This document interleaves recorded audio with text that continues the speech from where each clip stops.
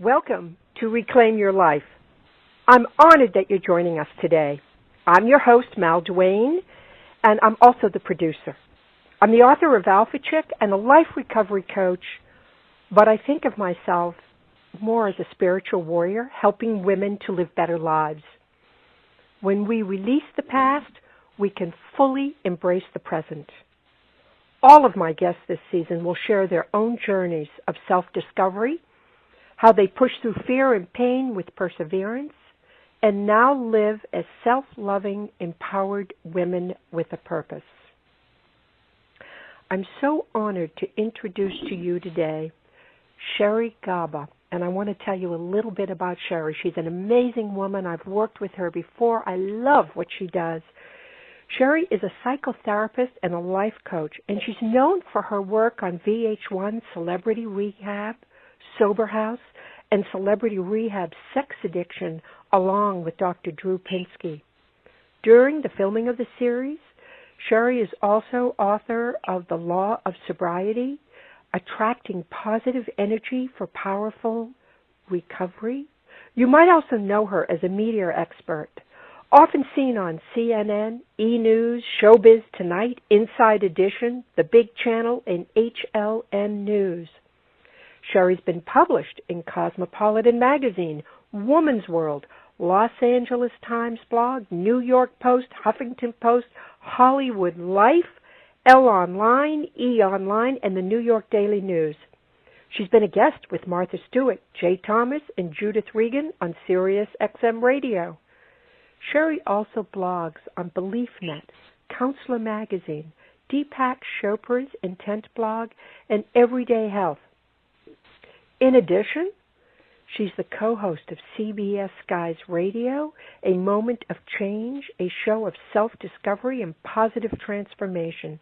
She speaks all over the country and facilitates workshops on addiction, codependency, law of attraction, parenting, relationship healing, and love addiction. We've got a lot to talk about today, Sherry. God bless you, girl. How are you?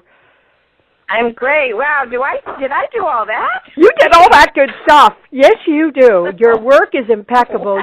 You know that I share your book all the time with women in recovery that I work with. I just think it has such a powerful lessons in there for them to get them started in the right track. I want to open up our conversation today with a quote that I pulled off of one of your recent posts, and I think it's a great way to start our conversation. Life is much more than getting by. It's time to turn off your cell phones. Take a break from Twitter, Facebook, voicemail, and your computer, and breathe your purpose in and breathe your goal out. Maybe you can take some small steps by defining what your purpose is just for today.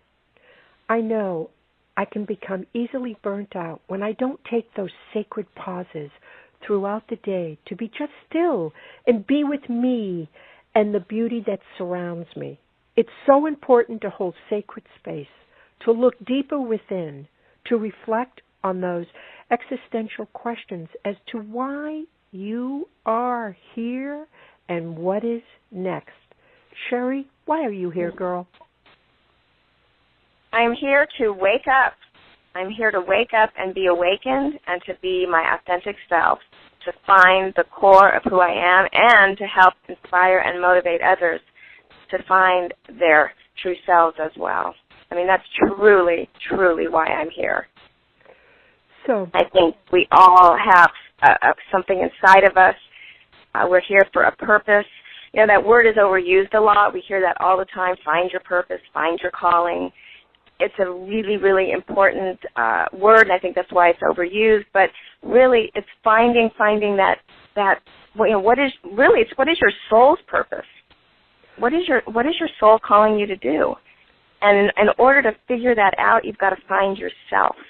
And in order to find yourself, you have to be awake. And for a long time, I was not awake. And I think that was well, I think that was just such a great quote that you pulled. I mean, God, if you were to pull any quote, I mean, that's just such a great quote because it encompasses so many things. I mean, people think that I just, work with drugs and alcohol, but so much of so many people that I do work with, they're so not awake in so many other areas of their life, whether it's, like you mentioned in the quote, their texting and their internet, and especially a lot of the younger generation, and maybe even our generation, not that we're so old, but everybody is so caught up in, what's next, and nobody's really still anymore. No one's really present. It's like they have to go on retreats to be present. They have to take a yoga class to be present. And the rest of the time they're just busy, busy, busy. And I don't think it has to be that way. I think we can live an awakened journey in our everyday life without having to really run away to be awake. I went on a retreat last year for 2 weeks, and they said no internet, no Facebook, no nothing, no phones. And, even and I was definitely like, oh, my God, what am I going to do without all of that? And it was really difficult. And I realized, wow, we're all pretty much addicted to technology. I mean, it's so much more than just drugs and alcohol and other things, too. I mean, even love and, codependent relationships. And, think about the way people do find love today. They're on the Internet, and they're, searching for that person. So they're back on the Internet again, going on, Match.com or this, and it's back in that searching, and nobody's really just, letting things just sort of happen, evolve around them. Mm-hmm. Now, you're an awakened soul, and I know that, but you were not always in this enlightened state, so tell us a little about the journey, how you got there. And it ebbs and flows, Mal, and anyone that thinks that all of a sudden, one day you're awake and then that's it, I think it's a mistaken belief. I think that we're constantly on that journey. Of course, going into recovery, having a program in my life was very, very important. I mean, being able to go through a process of, getting rid of numbing out activities, relationships. One of the biggest things was relationships that took me away from reality. And then, drinking around those relationships, that was the first thing that had to be removed, those unhealthy behaviors. That was very, very important. I think people have to look at what are their behaviors, what are their, I mean, you're asking me, myself, I mean, that was the first thing I had to do. And then it was about finding something that I love doing, getting up in the morning and wanting to feel joy and feeling like, I had a career, I was a single mother, and being a single mom, you're kind of in that race. You're trying to make a living, you're trying to raise your daughter, didn't have anyone to really help me. Later on, as she was getting older, it got a little easier. That's probably a lot of why the relationships and the alcohol was such a big part of my life, because I was kind of looking for something to escape sort of the difficulties of that, because it is hard to be a single mom, although I wouldn't change anything. My daughter is amazing, and she turned out amazing, but there was a lot of escapism in that journey. But then I realized, mid-30s, I really want to do something a little more purposeful. I don't want to just sell the rest of my life. I had a sales-type job. I sold advertising, and it was a great job, and I'm not sorry that I did it, and it brought me in an income, and I think that anything anybody does, do it all, and if you love it, continue to do it. But something inside of me needed to do something more, and so, of course, the next awakened state was finding something that I loved doing, and that was going back to school to become a licensed therapist. And so once you start working with people and you're helping others, you really better become awake and you better become enlightened, because you can't really help anybody else until you help yourself. So I think between, getting rid of the numbing out activities and behaviors and going back to school and doing something that I really loved, I think that truly woke me up.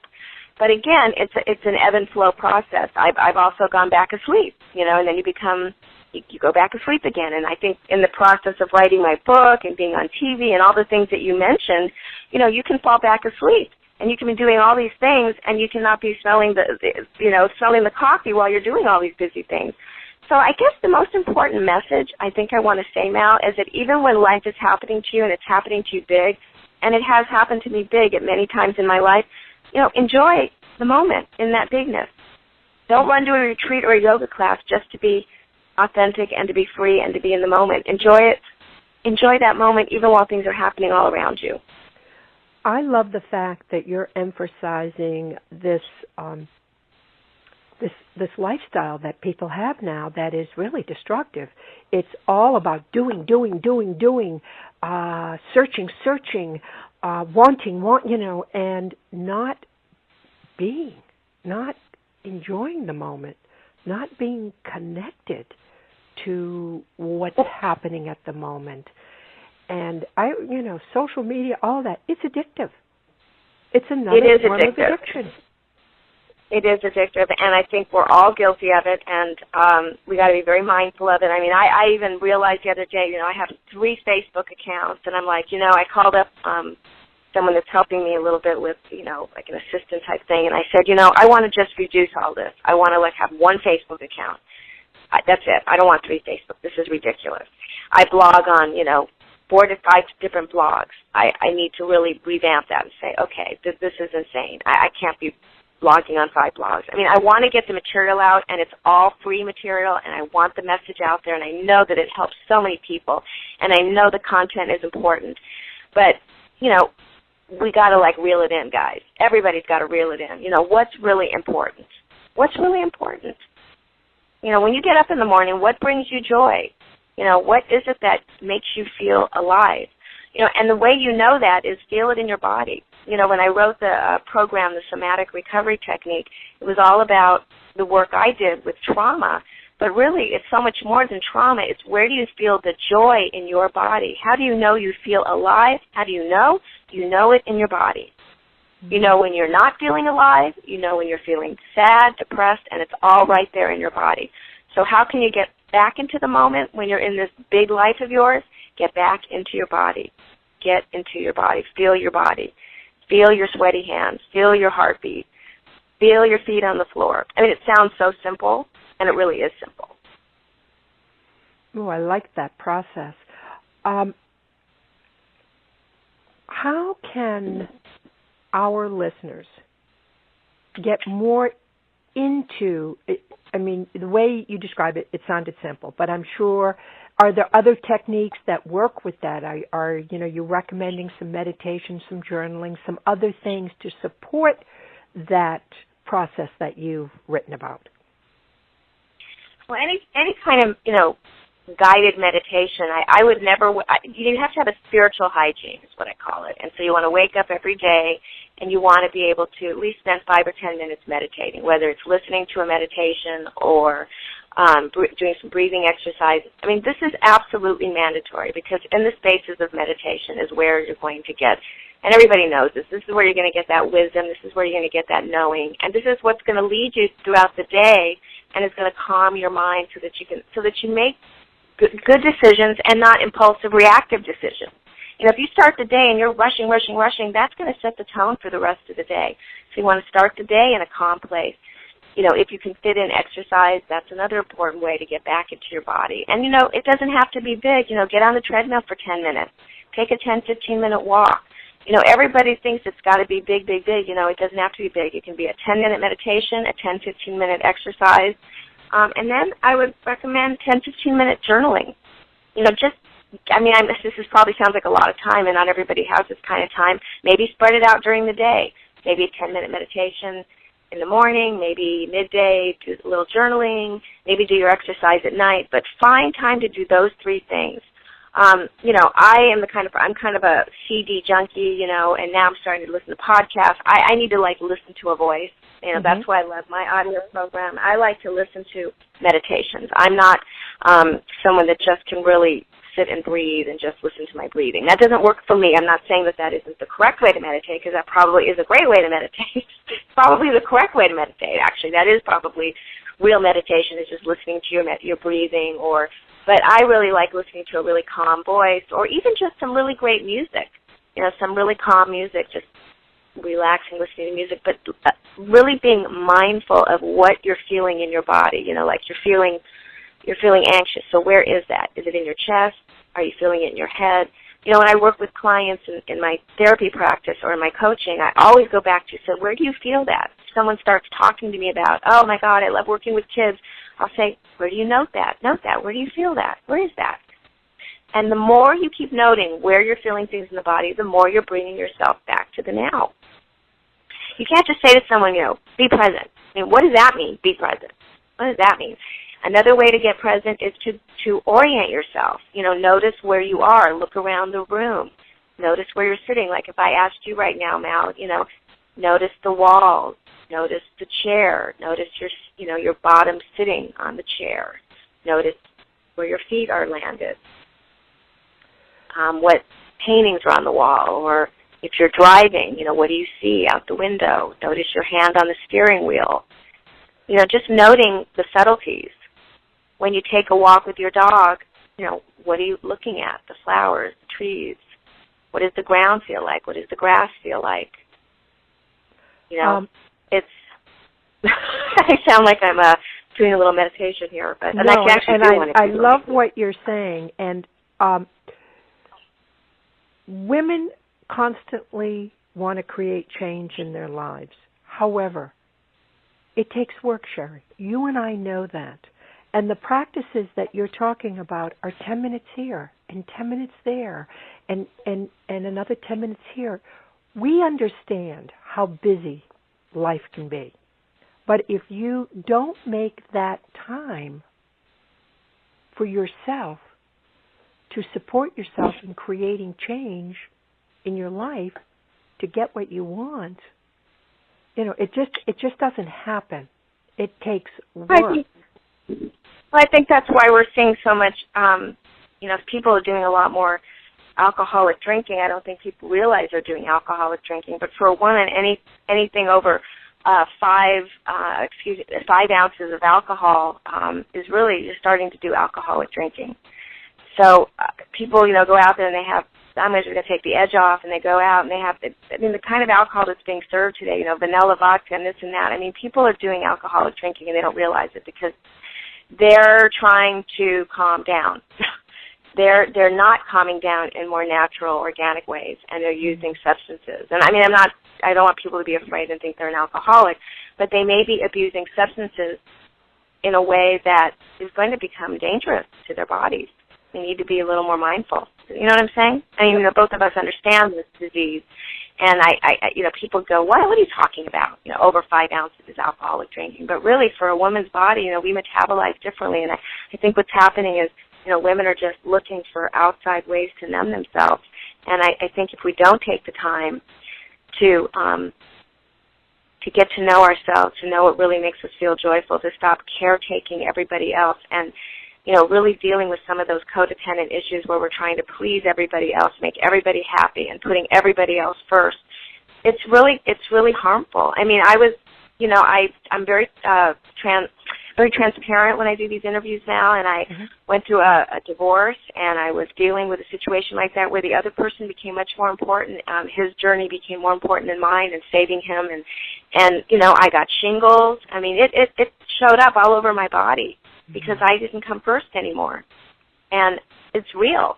And there are actually studies that show that when you care more about other people than yourself, you can have more high blood pressure, heart attacks. When you're focused on everything else but yourself, and you're not present with you and making yourself a priority, you're going to suffer. People are suffering. Weight gain. You know all the addictions. Yeah. There was a new book this year called Her Best Kept Secret, and it's absolutely alarming about the drinking, young mothers, women, the soccer moms drinking wine. Yeah. They get together. These women are really throwing down the booze. They don't realize it. They're putting small kids back in the car. Oh yeah. It's just startling, the numbers of these young women that are just trying to do too much. They're not taking care of themselves, so they go to the wine to decompress. They get together with their girlfriends, and they're smashed. No, that is absolutely true. I am seeing that over and over again. They have these card games, and there's always the alcohol involved. You're right about the soccer moms. These parents, it's nothing like when I was a young mother. Mommy and me had nothing to do with alcohol. It just wasn't. And you're absolutely right. Alcohol is part of everything. And a lot of the, and I'm not going to say, it touches all socioeconomics, but a lot of the wealthier circles I've noticed too, where alcohol is just part of everything. just everything. But it touches all socioeconomics. And so we have to really take a look at this. What is it that's so uncomfortable that we need to use substances to just be? What is so uncomfortable about getting together with a bunch of girlfriends and you have to numb out just to have a good time? Mm. It's really all gets back to the nervous system. The nervous system is just on overdrive, and they're looking to, suppress it, to repress it. And I think it's going to come in. I think it's blatant lack of self-care. They're not taking care of themselves. They're not nurturing themselves and doing the meditation, doing some yoga, doing some exercises. So what happens is they're wound so tightly that the only way that they can decompress is, through this, and sometimes it's very secret drinking, which is sad. The ones that are going to suffer the most are the children, because the more you're running around and you're not present, the kids feel it. Mm-hmm. The kids know that you're not present for them. You're not really in the moment. I mean, I've been sort of talking about addictions. I've been watching on Netflix Mad Men, and it takes place in the 60s. And the men are drinking all day in the advertising agency, which is just hysterical. They're having like the martini lunch and so forth. And then the women, though, at home, some of them seem unhappy, but everything's a lot slower. They're not working, some of them. Everything's very still. They're with the children. I mean, some of that looks really good. I guess the answer is, how do you combine joy, purpose, and stillness? Still love what you do, be able to have a career, if that's what you choose, or not, but still have stillness. Still have, let's have coffee and let's just talk and let's just be. What is the rush? Everything just seems so simple on that show. It's like, I want to go back to the 60s, and I'm sure there was plenty of dysfunction in the 60s, and I certainly grew up with plenty of dysfunction, but you know what I mean? There just seemed to be some stillness that we don't have today. I mean, I remember growing up, and, the moms would just have coffee, and they would chat, or kids would play in the neighborhood. I mean, it wasn't so complicated. People weren't running around and having play dates, and, and it just wasn't so complicated. Things were just not so complicated. Also, the whole family dynamics has changed dramatically. Back in the 60s, very few women really had careers. A lot of women were just at home moms. But now, almost every household is dual income. It just seems that every mother and then add the single mother. And I think that's what got me so interested in this, is that being a single mother, then you have double duty. It just never stopped. And I remember taking my child support money, and I was very lucky. I had a little child support money. It wasn't a lot, and I said, I'm going to hire some help so that I can have somewhat of a life. And it sounds really crazy, but I used that money. I knew that if I didn't have some help, I was going to go bonkers. And I think it was probably the smartest thing I ever did. I gave up a lot of other things. I gave up maybe a newer car or a nicer place to live or certain clothing, but I just knew that I needed help. I needed someone to help me with the child care stuff, because I needed to feel like I could have time to myself sometimes. Because he lived back east, so I was a 7-day-a-week mom. So, I was very mindful early on what it's like to just be on the go all the time and not to be present. And from the beginning, I've made it a commitment. I've had to make it a commitment. And that's why I'm here, is to just remind people to just wake up.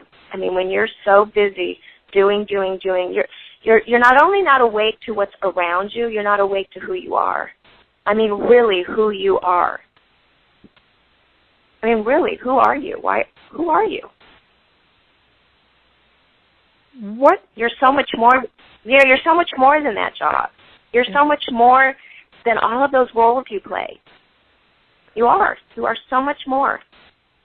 What is your greatest lesson that you've learned personally? I think waking up to knowing that I am so much more than all the external things around me. I mean, sure, I'm really proud of all the things that you mentioned in the beginning of this interview. I think it's great, and I can say that I've worked hard, and I think it's wonderful that I set a goal and accomplished it, but I am so much more than all the external things around me.